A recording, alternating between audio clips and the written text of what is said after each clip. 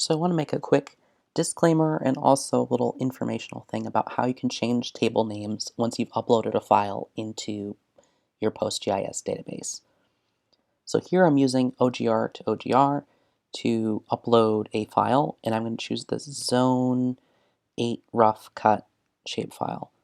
And if you're on the command line, I typically do a backslash and then the space, and make sure that you specify the SHP file, and I'm going to use overwrite here because I tried this a little bit before.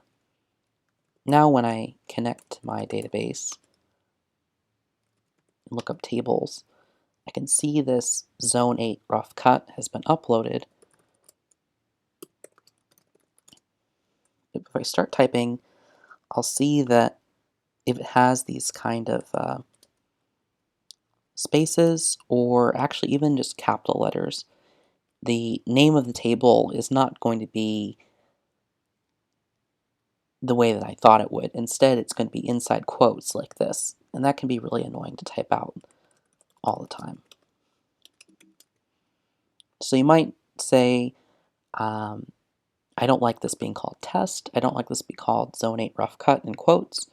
So I'll need to rename the table.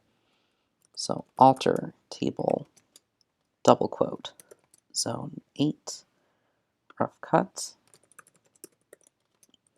rename to, and then choose a name that I like, which would just be Zone 8. PGCLI will give a little warning with that. And now it's a lot easier to do a select star from Zone 8.